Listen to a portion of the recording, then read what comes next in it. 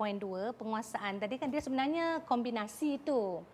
Ataupun dia macam ada kesinambungan antara penggunaan sumber pendidikan dengan penguasaan pembelajaran. Sebab kalau kita memilih sumber pendidikan yang betul dan tepat, dia akan memang membantu. Memang membantu untuk murid menguasai pembelajaran. Apa yang nak diajar dan apa yang nak dipelajari.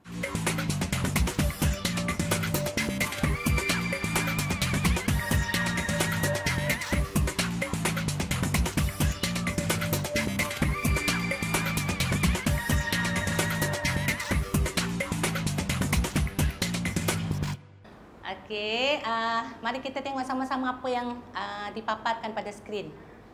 Ya, cuba tengok topik pembelajaran kita hari ini ialah tentang mitosis dan meiosis, yang mana konsep utama bagi mitosis dan meiosis seperti yang telah tertera pada skrin, kan? Cuba tengok apa konsep utama mitosis. Dan apa pula konsep utama untuk meiosis?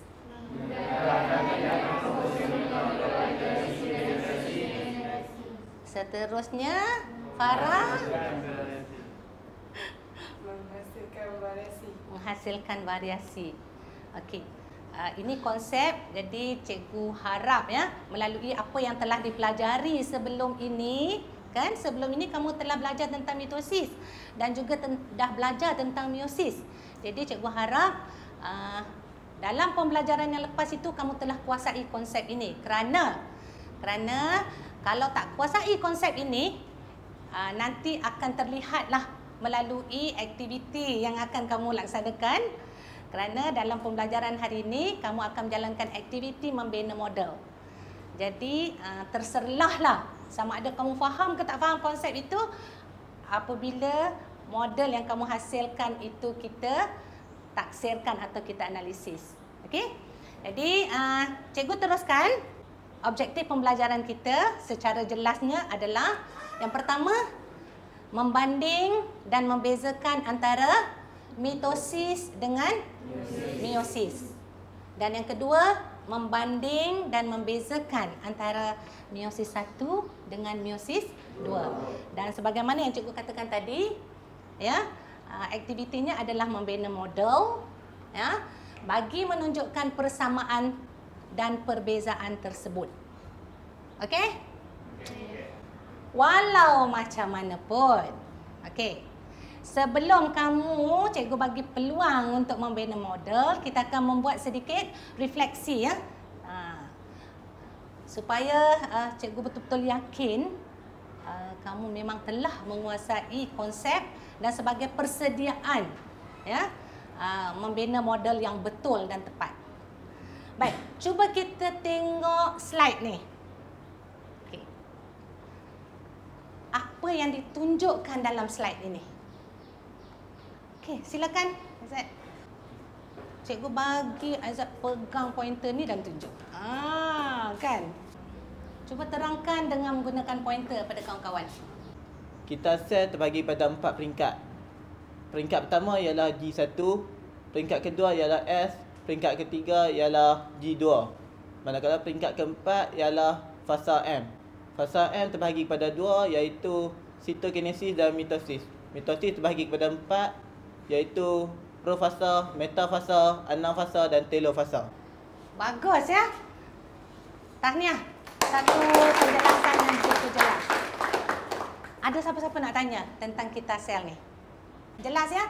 Jadi kita sel ada 4 langkah, ataupun ada 4 peringkat, ya.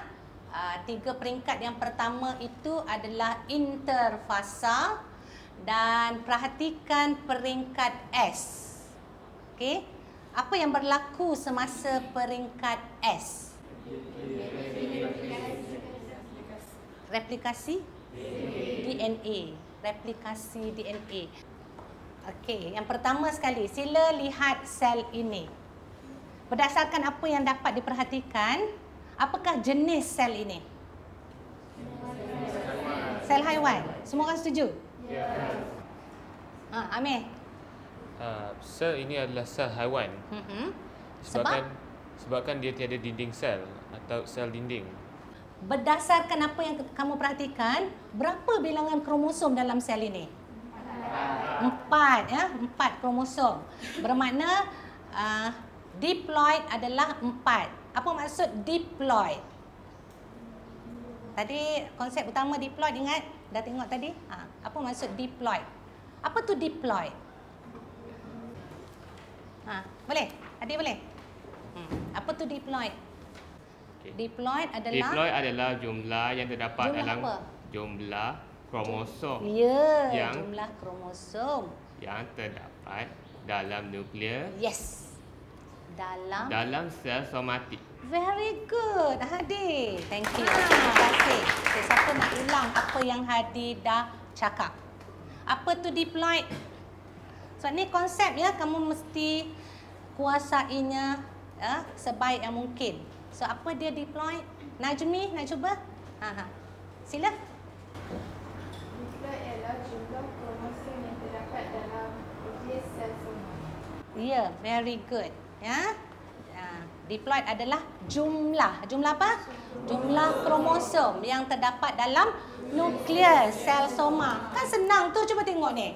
Ini kan sel, ini kan nukleus, ini kan kromosom 1 2 3 4. Kan? 1 2 3 4 adalah nombor adalah jumlah, kan? Jadi diploid adalah jumlah kromosom 4 tu yang terdapat dekat mana? Dalam nukleus. Sel apa? Sel soma. Apa tu sel soma? Sel badan selain daripada sel kelihatan. Senang aja kan?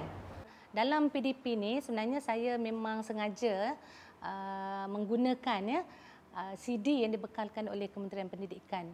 Kementerian Pendidikan memang bekalkan CD untuk semua topik tingkatan 4 dan tingkatan 5 cuma dalam bahasa Inggeris. Dan memang bagus CD-nya. Tapi kadang-kala kalau kita guna CD je, dia memang membosankanlah, monotonous kan. Sebab kita kena faham bahawa murid kita ni ataupun manusia ni dengan seperti Howard Gardner kata kan, multiple intelligences, ada yang lebih dominan pada visual, ada yang dominan kepada kinestetik dan sebagainya. Jadi kita kena memenuhi apa kata orang tu, intelligences yang pelbagai ni. Cuba perhatikan. Apa yang kamu nampak? Dan apakah nama peringkat ini? Aiman. Peringkat profasa. Profasa. Mengapa Aiman kata ni peringkat profasa? Kerana sentral bergerak ke arah kutub yang berlawanan. Ya, very good. Lagi? Seterusnya, nuclear membrane akan mula hilang. Ya, nampak dah dot-dot kan? Nuclear membrane mula menghilang. Dan seterusnya? Kromosom mula bergerak. Kromosom mula bergerak ke mana?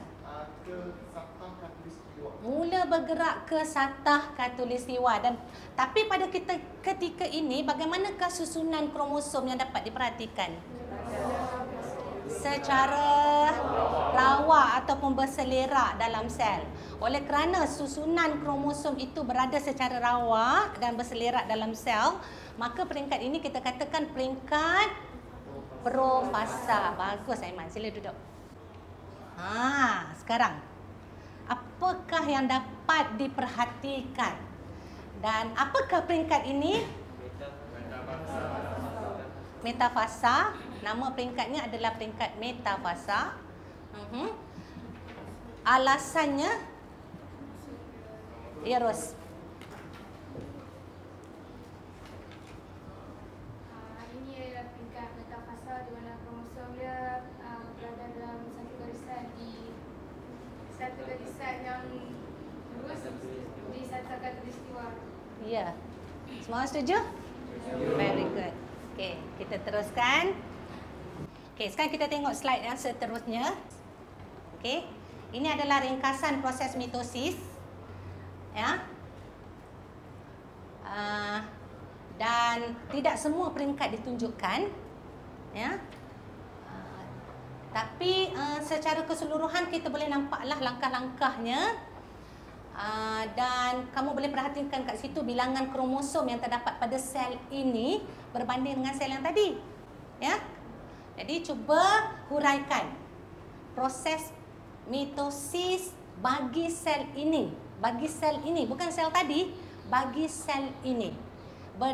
Dan beri fokus kepada bilangan kromosom. Boleh?